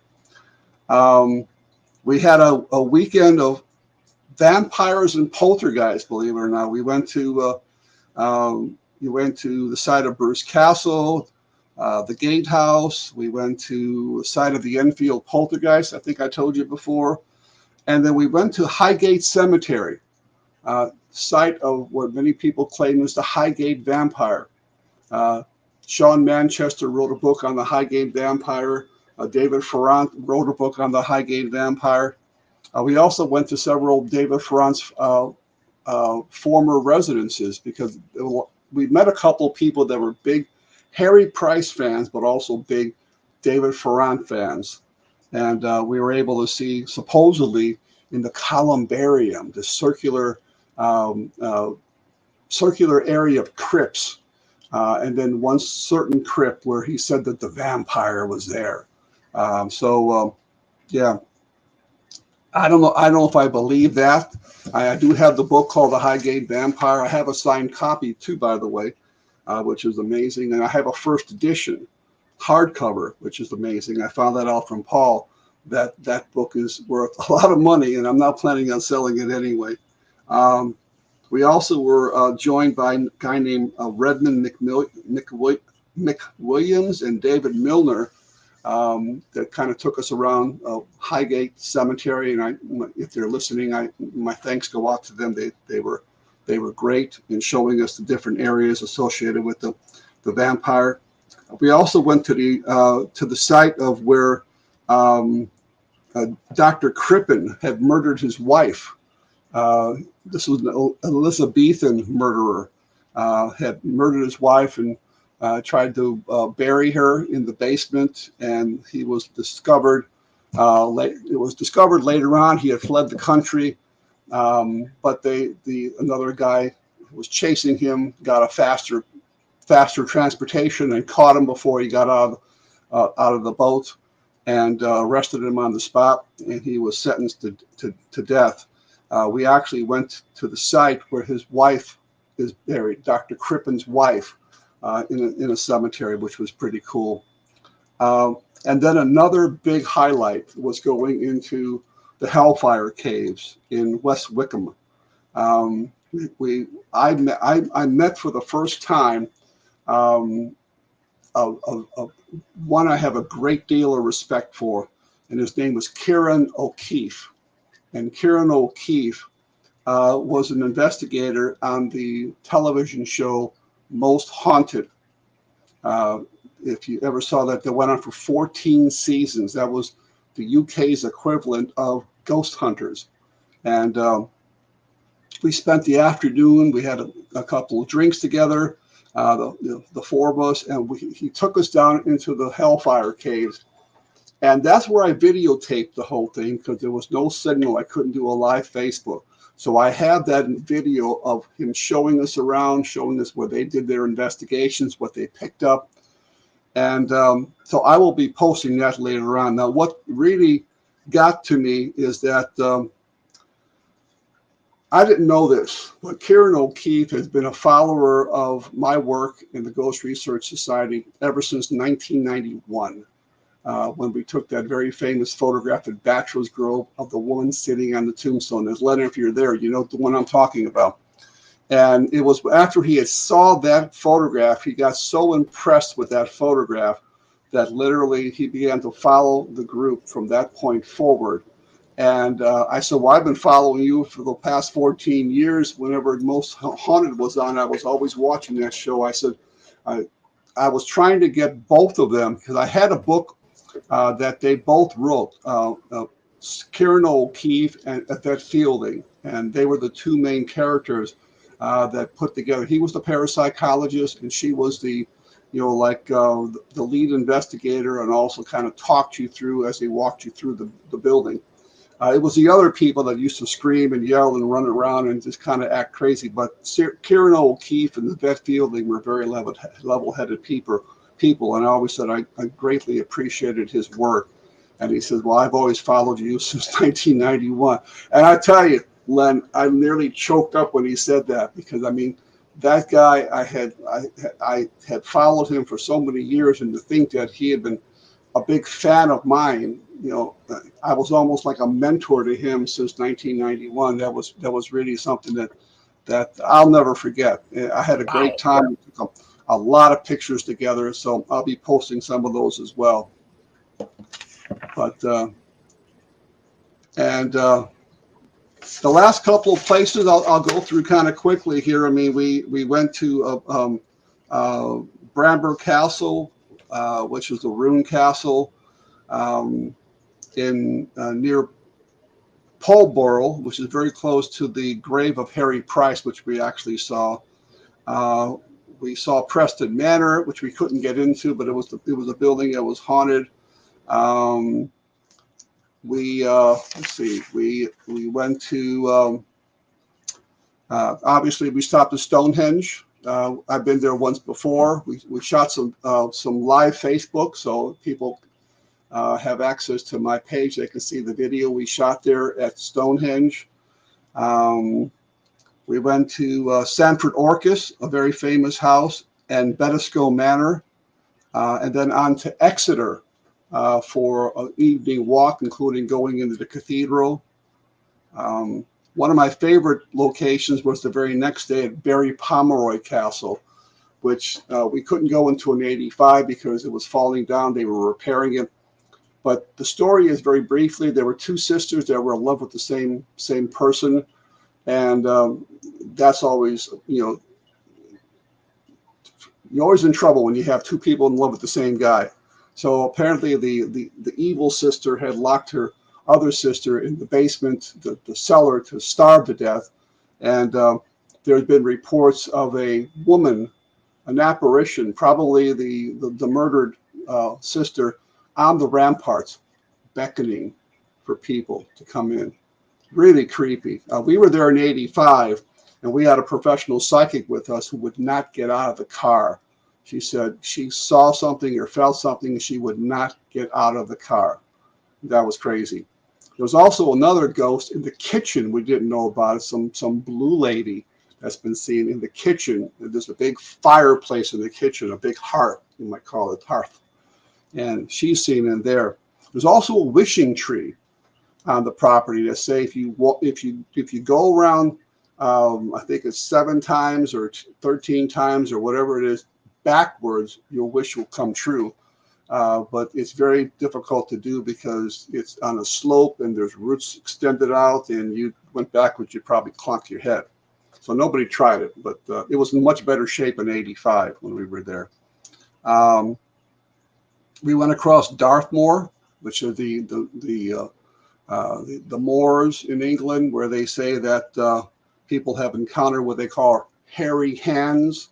As they're driving through, they'll feel something on top of their hands that feel like they're all full of hair. I mean, could be a hound of the Baskervilles, or it could be something like a hairy cryptid or something. And as soon as they get past a certain location, then their hands are fine. We stopped at a place called Jay's Grave, which was a suicide victim that he had committed suicide, and he was initially buried on one side of the street and then was moved to the other side of the street. And they say sometimes they see a figure standing there. Tintagel Castle, sometimes associated with King Arthur and Queen Guinevere, including Glastonbury, which they say they found the graves of King Arthur and Queen Guinevere in the ruin. That was a neat thing. I had seen Glastonbury before. I was not able to go through Tintagel, so we were able to walk. It was a pretty stiff walk, and going across this open bridge, which, if everybody knows me, I'm not a big fan of bridges. And the only way I made it across this bridge was to focus on the far end of the bridge and not look down. And I made it across. So we went to see some ancient sites like Silbury Hill and the town of Avery, which is completely surrounded by a giant stone circle. The Rollright Stones, which one of the several places I wanted to see.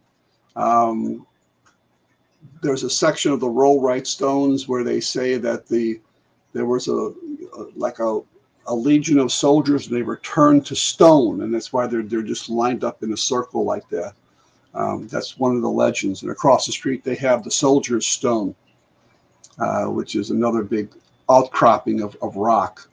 I mean, I'm probably leaving out a few of the minor things, but I mean, we went into a place called the George and Pilgrim Hotel, and it was supposed to be haunted. I think this is the one that was haunted by the ghost of Charles Dickens.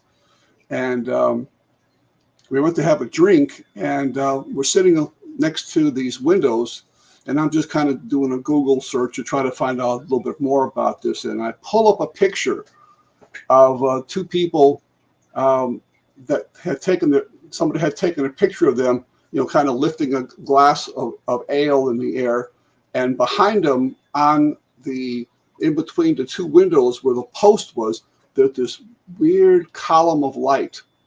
And we found exactly where that picture was taken. So we have a side-by-side comparison for that.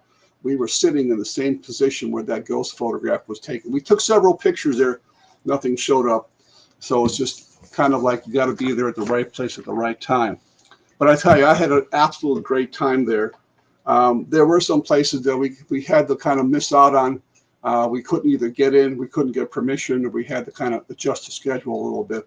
So if I ever go back there again, which I don't know if it's going to be a possibility, because I am not getting any younger, and this was a very, very, very, I won't say stressful, but it was a very tiring trip. I mean, at the end of the day, when I went to bed, I was completely out. I didn't get up until the next morning. But I had a great time. And hopefully, if you are on a Facebook friend of mine, or if you want to be a Facebook friend of mine, just go to Facebook and look my name up, which is right on the screen right there. It's easy to find, and I'll be happy to just put on there. You saw me on Southern Fried Paranormal, and I'll definitely make you a Facebook friend, and you can be privy to all these pictures and videos I'll be posting up on in my timeline, and also on my Ghost Research Society page. That's a lot of talk. I really appreciate you've been a trooper tonight, Dale, because you covered a lot of information. I found it totally fascinating. There was some times where the first 45 minutes, I could barely understand, with all the computer noises, I could barely get what you were saying. I've had an on and off pretty good connection for the last 30, 40 minutes. So I was able to catch at least this part of the show. But I really appreciate you going on as a trooper tonight, because I did not know the internet was going to be this bad until I was on the Dark Horse Paranormal show. I was hoping it would improve, but then when Gail found out that some towers were down south of here, then I knew what the trouble was. Yeah. And I'm going to be talking to my internet provider tomorrow, and just telling them, I said, this is not the internet I'm paying for, because I should have at least a 5 speed on this computer, and should have 7 or 8 on the wireless connection, and this is a wired connection. I'm not supposed to be having 0.1 or 0.2 speed. I'm not paying for 0.1 or Yeah. Well, I had a similar issue here. I mean, so I'm paying for at least 5 or 5. For the last several days here, I mean, basically for the last 3 or 4 days here, we've had really bad something going on here. I mean, my TV has been freezing, pixelating, dropping signal. We got UVerse, and so UVerse signal is lost. I call up AT&T, and I go back and forth with them, and they say, okay, we're going to send you a new router. What they meant by a router was a New Hope modem. And finally, I got the modem today. I put it up there. I started to get internet back, and all of a sudden, all 3 lights start flashing red, which means there's something seriously wrong. And I waited, and they all went back to green. And so far, knock on wood, nothing's wrong with our TV anymore and anything else. But I'm paying $263 for internet and cable per month on AT&T UVerse. And I'll tell you why, because they have these what they call promotions that they give you on the UVerse, and they expire after every 12 months. They expire. So every 12 months, this is ridiculous. you got to go and call AT&T, and I got to threaten to leave AT&T for Verizon before they'll say, oh, okay, we'll give you this much off, we'll give you this much off. Why don't they just make those permanent? I don't understand it. Every year I have to go through this BS to get my thing was down about $185 a month. And I even thought that was high, but that was for 1,000 speed internet, which is one of the fastest they have, and then the Uverse, which is basically my cable with my 350 channels. And I can't go on any lower than that, because if I go any lower than 350, then my wife loses channels that she likes to watch. And I said, well, I'm not doing that. So I'll say, if you guys don't give me anything cheaper, bye-bye, and I'll go to Verizon, which I won't do, okay? But that's what you got to do. You got to threaten to leave them. It's crazy. Wow. Yeah. Wow. I can afford when we lived, I don't want to afford lived in Chicago, we had, all right. We had, when together I lived there, we had 7 years ago, we had Comcast and didn't have any problem with it. We had their cable TV, and we had it was very high speed internet, actually faster. What we did not even have the fastest connection because our computers couldn't even handle the super high speed. There was no need paying for it. Yeah. And we had absolutely no trouble with it whatsoever. It's just that down here, there is no cable company in Star City. It's only just over 2,200 people. Yeah. What do they call it? The 4 and the 5 speed everybody's supposed to have. 4G, 5G. The 5 goes to Pine Bluff. Yeah. 5G goes down to Pine Bluff, which is about 30 miles to the north of here, and that's as far as it goes. Now, they are now saying the federal government has provided some money, and Arkansas is saying they want to get 5G statewide, and they're supposedly getting the money for that with some of the bills that Biden's passed. I like to discuss politics on my show, but this is all relevant. Biden got that passed, and it was bipartisan, so the Republicans had their hand in passing it too. Yeah, not just Biden. The Republican Congress put it through. And anyway, hopefully in the next few months, we'll get 5G, because right now we're working on sometimes 3G towers. Once in a while, we get a 4G connection. But there's 5G is not available. There is a fiber optic cable here that's supposed to provide internet, but their fiber optics ended down the street from me. Now, if I had $500,000, I could probably go invest $500,000 in the company and get fiber optic put in here. Yeah. But they're not going to bring it down this road with 12 or 13, 14 households at most down this road. Well, I mean, I don't know if you've heard recently that AT&T is not AT&T, but Verizon is bragging that they now have 10G. 10G. And I go, I can barely get 5G on my phone and AT&T a lot of places. Most of the time I'll get 4G. Once in a while I'll get 5G. And I got the phone because I could get 5G. And now they're saying 10G, which is double the speed, at least double the speed of 5G. I don't know where they're going to get that from. I mean, they're all using the same tower, so how in the hell can they get 10G and AT&T can only get 5G? I don't understand it. I don't get it. I don't understand it either. Why is Pine Bluff got 5G on their towers, and down here, like I said, 30, 35 miles away, we're stuck with 3G towers? Yeah. Because of the population, probably. I don't get it.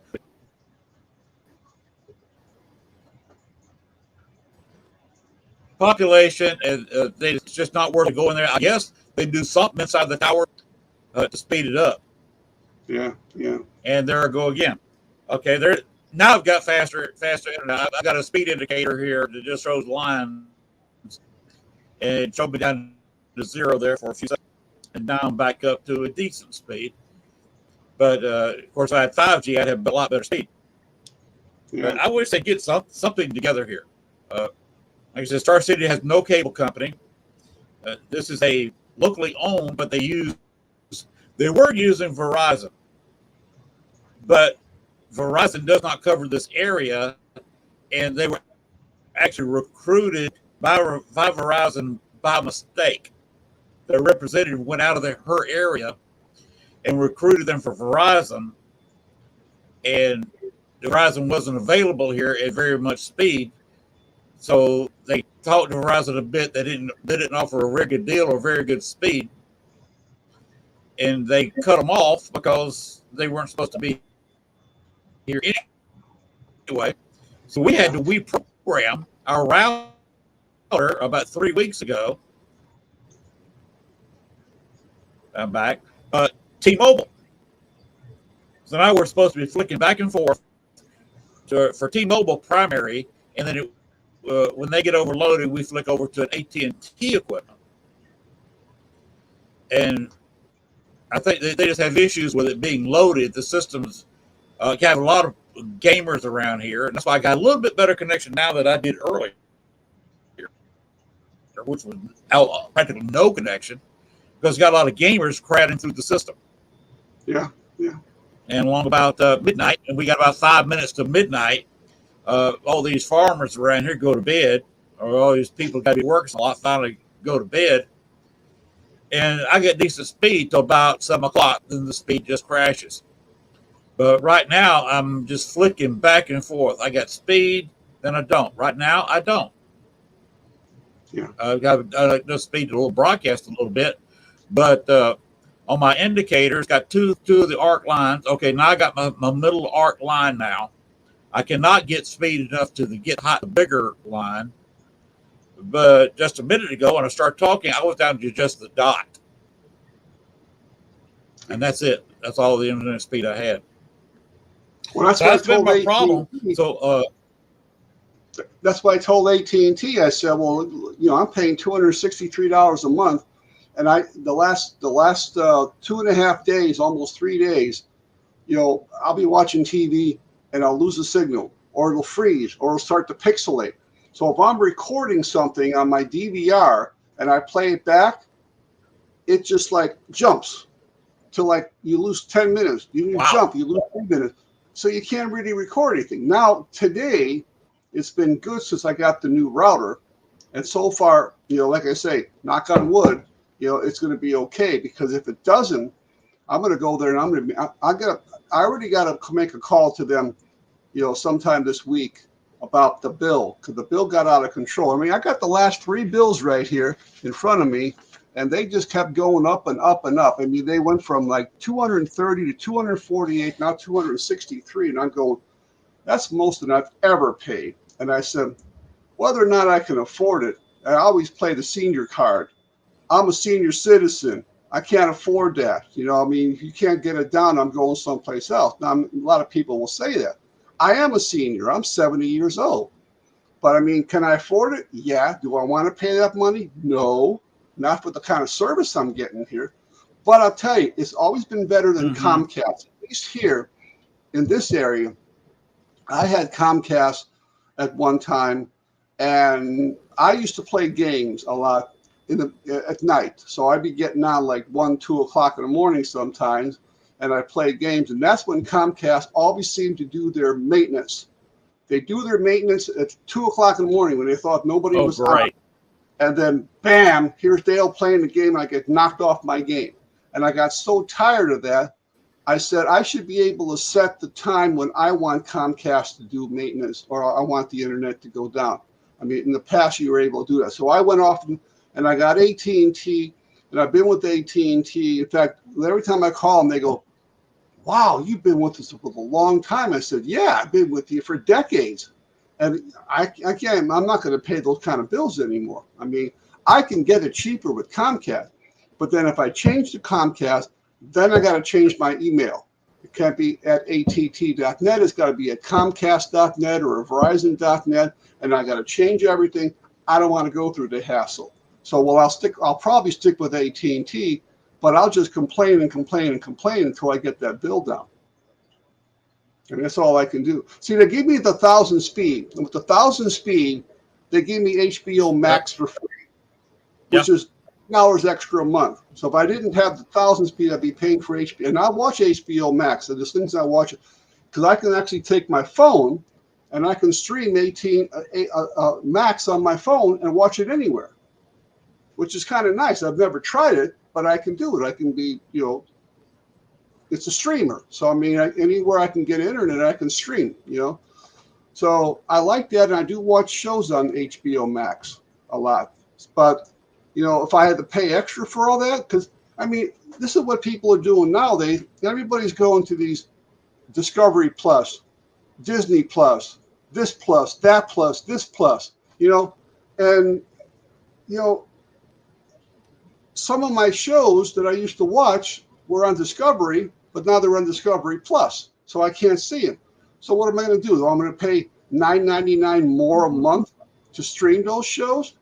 No, I just won't watch them. I mean, the other choice would be get rid of cable completely and just go with everything the pluses. You'd probably be paying less for it. Well, anyway, Len, hey, listen, I've had a great time here, but I'm kind of stuck with. I do have to cut out of here because I do have to get up earlier tomorrow morning. But listen, it's always a pleasure being on your show. I really appreciate it. I'm just sad that we didn't get a chance to talk more because of your signal and everything. Because I always do enjoy talking to you, and I guarantee you, I'm going to make it down to your neck of the woods one year. I am. And if we decide to come down there, we'll let you know in advance, or maybe we can do some investigating someplace together. Because I'd like to do some investigating in Arkansas. I mean, there are some places I'd like to go back and visit. I've never even been to the Crescent Hotel yet in Eureka Springs, and I'd like to see that place. I don't know if they do anything paranormally there, but I'd like to go back to Gurdon, Arkansas, to see the spook light again. I mean, to see if we can do something out there. But I will make it down to your neck of the woods. I guarantee you. And maybe we can all get together and spend a couple of days together down there investigating. Because I miss you, buddy. I mean, I wish you were up here in Chicago, but I mean, you're down there in the bayou down there. But that's that's how things are. But again, hey, it's always a pleasure being on your show. I always enjoy myself. I hope everybody were able to hear what I was trying to say. And if nothing else, maybe if they didn't catch it, they can go, like you said, to when you archive it, and they can watch it in the flip flop later on. Right. This thing archive automatically. Ted came on for a minute, was watching the show, and was wanting to know, which show is this? He put that in the comment section, and I had to tell him real quick, it's my show, but I got a bad internet connection. Yeah. And so he wouldn't knock it off the network. So, and he just said no problem. Yeah. And went on about his business. So it got archived on their Facebook page, which means it got archived over to all the podcast networks. So starting in a couple hours tomorrow, at least overnight, this show will be available on everybody's favorite podcast channels, and people can watch it around the world on, you name the podcast network, it's on there if you want to look for it. Sounds good. I appreciate you kind of carrying the show on your own. I didn't get to talk to you very much, but I wanted to listen to what you did over in Great Britain. So I got to listen to a lot of it. And of course, I can go watch the show again and hear it when I got a better connection. Because now I'm back down to just a dot. But I really appreciate you talking a lot tonight, and look forward to it again, and look forward to you coming down here. Absolutely, my friend. Well, you take care and you be safe see down you next there. Time. And say hi to Gail for us. I will. Okay. She knew you were on the show tonight, so she says hello already. All right, sounds good. Thanks a lot, Dale. Okay, take care. Take care. Have a good night. All right, that was Dale Kaczmarek. I appreciate him kind of doing the show tonight. He just got to talking about his adventures over in Great Britain, and I just kind of stayed out of it. Didn't have a good internet connection. Still don't. I'm still at just a dot on speed. Of course, this was the limit of my show. I'm technically in less than a minute. We're right at a minute overtime, so I'm not going to run the overtime video right now because I'm basically signing off. I'm sorry about that. I was not able to make any comments or ask any questions tonight because of my internet signal. I'm hoping that my provider gets that fixed. I'm going to try to do the midnight special show, which will be coming up in 48 hours from now. I'm not sure what I'm going to do yet. I may do another ghost box session.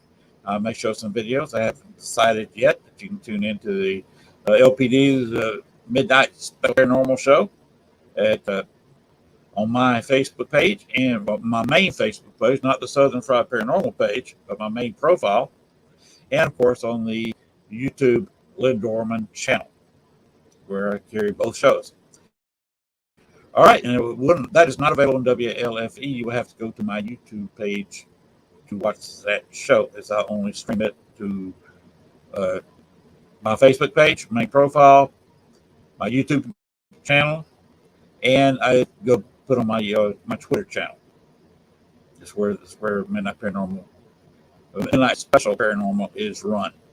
All right, I appreciate everybody being here. Sorry about the technical difficulties. I'm hoping they get that tower mess redone. I'm sure they're working on it. And I will be calling my internet provider tomorrow and filing a complaint because I was supposed to have more speed than point anything. And occasionally having point nothing. I'm actually paying the money for having a 5.5 at the very least. When they connected it up, I was getting 8.7. That was some occasionally bounce up to near 12. So that's what I'm paying for, 5.5 plus, and theoretically I should be getting 8, 9, or 10 speed, especially this late at night. Not 1.3 or whatever it is running right now, which is faster than I've had before. Okay, we're gonna figure this out, and sooner or later, because I got a big antenna on a pole in front of the house that's supposed to be picking up the internet signal.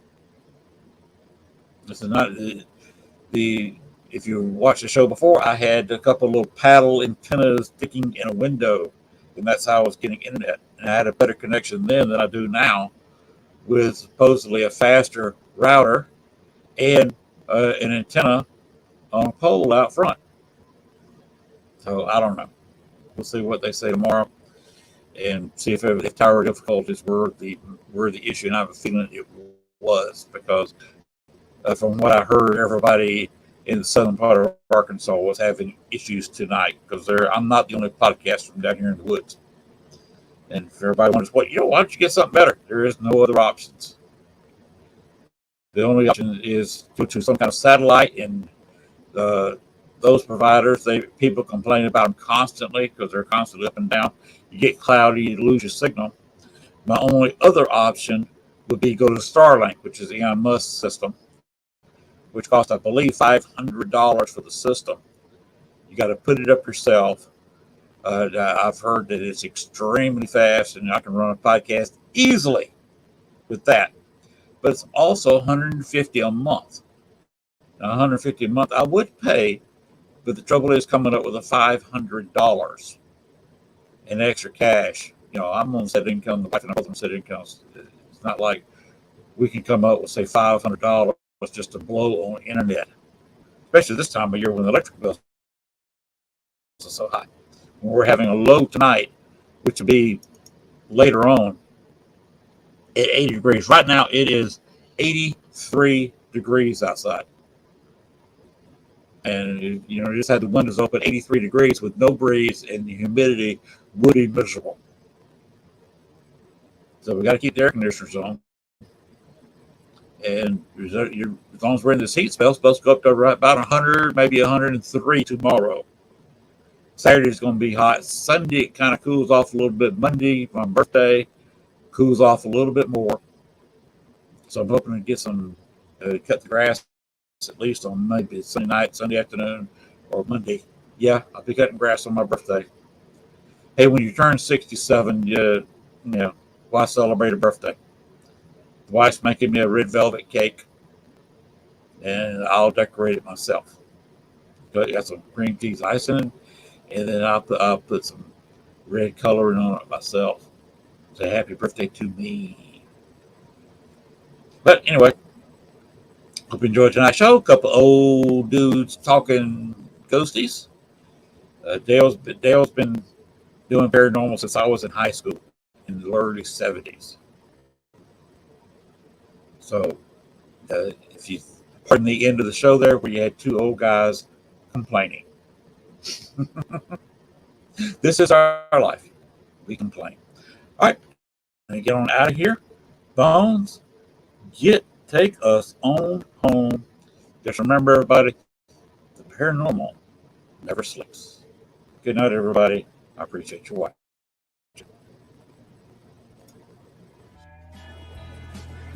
Thanks for watching our show. Be sure to tune in to next week as once again we journey way down south into Bayou Country for another heaping portion of Southern Fried Paranormal with Len Dorman and Bones. Make sure to like, share, and follow. Y'all come back now. You hear?